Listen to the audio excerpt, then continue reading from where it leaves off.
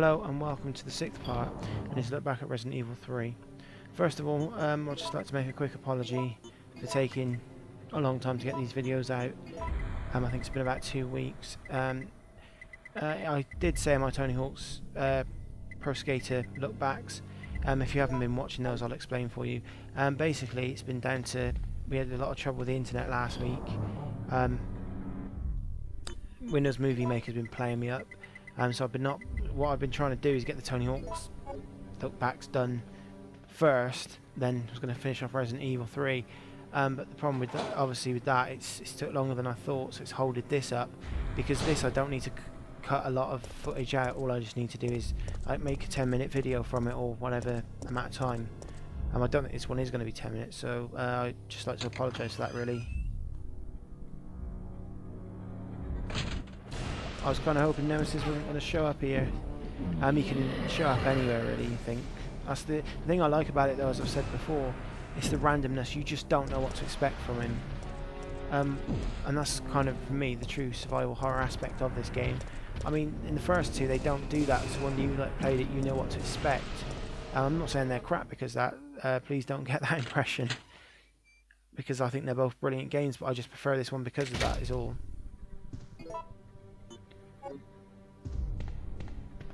I think really with these videos and the Tony Hawk videos, just to quickly finish off what I was going to say, I sort of need just to find a way to get both done at the same time, because I don't get a lot of time to edit them as much as I'd like. So that's really the reason why I've been sort of focusing on one and not the other, but I'm going to try and balance that out. Because on Facebook it was posted about Resident Evil 6 that 100 days to go. That was 3 days ago if I'm correct, so it's about 97 days. It's out in October, if you didn't know, but I imagine most people do know that. I think it's the 2nd in America, or it might be, I can't remember the exact dates. But I actually seen a trailer on, it was free downloadable one on PlayStation Network. I think it's on Xbox Live too. And it showed, I think it's called, well, on the PlayStation it's an E3 one. I'm not sure the one I seen on Xbox Live is called.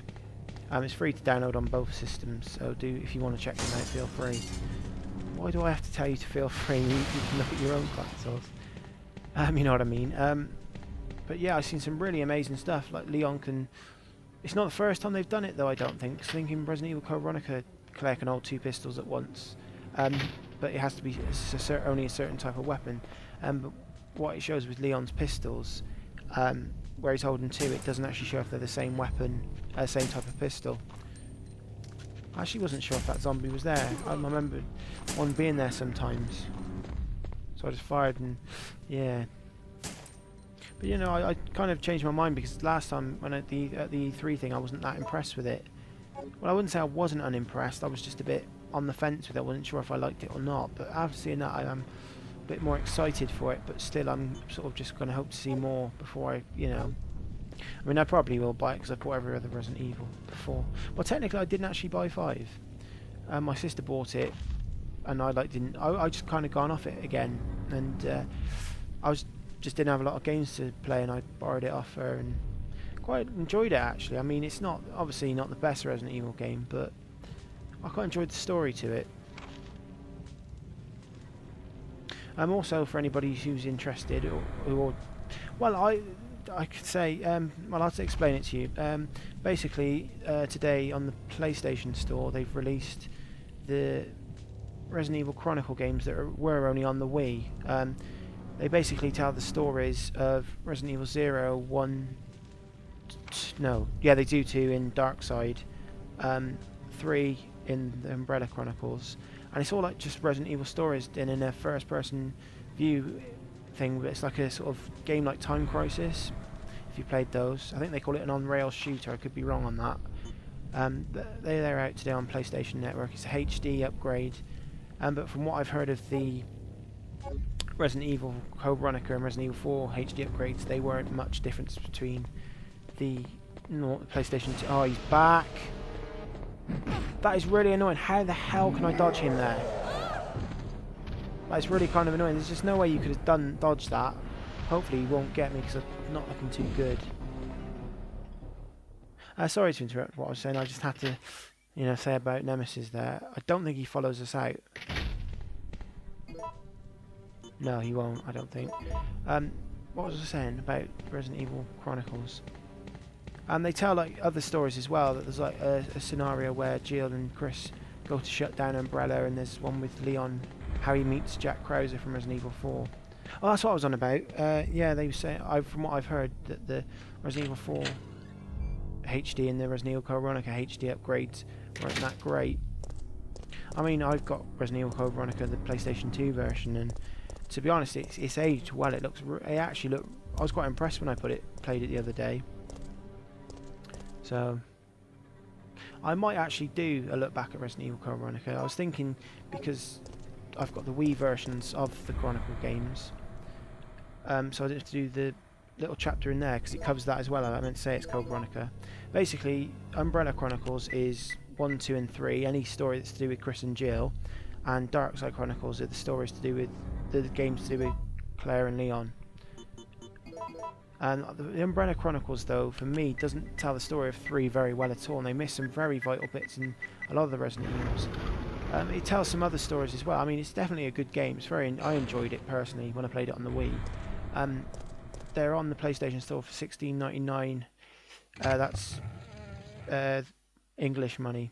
I'm not sure what they are in other. I think it was €24 for the rest of Europe, and I wasn't sure what the price. I don't even know if it is out in America. I couldn't tell you that, I'm afraid. But I mean, I think originally it was meant to be $21.99. I was like, that's a bit steep. But the only reason I bought them myself is because, as I have them on the Wii, I don't personally own a Wii. I have to keep borrowing my sister's console, so it is a pain in. Really, that's the only reason why. I only bought them because in 2010 my PlayStation broke, so I seen them. I didn't have them before, and I thought, well, I'll have a look, because my sister kindly let me borrow the console, the Wii console. So anyway, that's enough about that. Sorry, I just thought I'd let you know that. I think we're going to meet up with Carlos again in a minute, actually.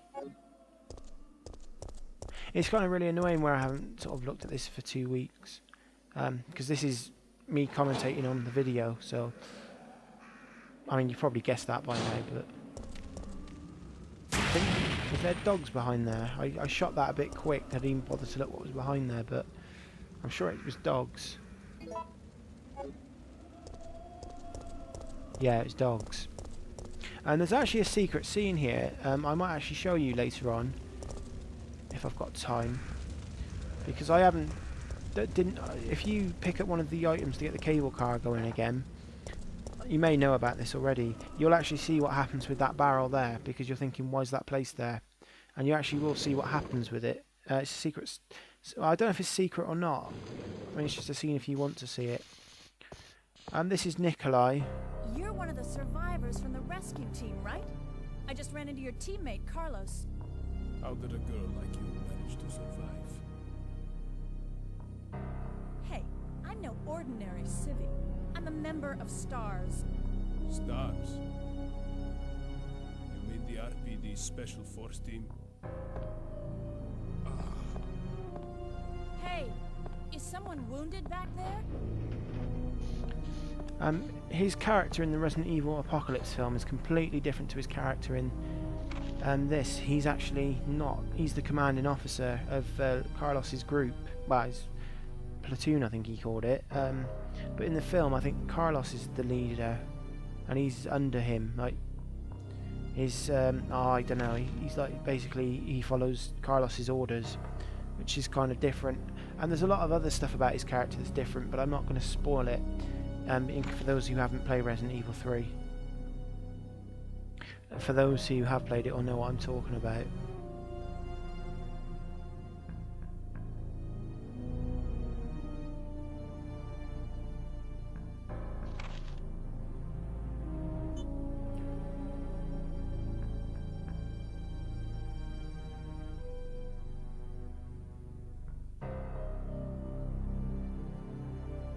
And that was just really, that doesn't really hint at anything, to what items you need.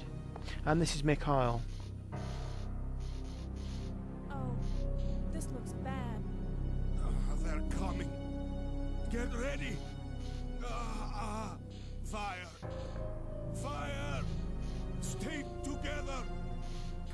down. You're safe now. Everything is gonna be okay. I don't know if he's actually been bitten or how he's wounded. It doesn't actually state anything about it, but he does, in the secret scene I was just referring to, he actually does get up and fight some zombies, so... So Jill, did you decide to help us out? It looks like we're the only ones who survived. We should work together. No, we can't trust her.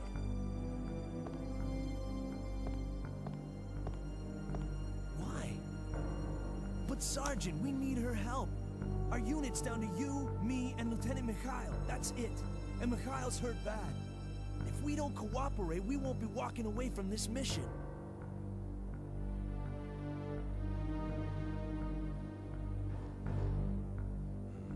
Fine. Then let's go over our plan. We're moving to the clock tower area, which is the designated landing zone for the extraction chopper. Once we get there and give the signal, the chopper will fly in and pull us out.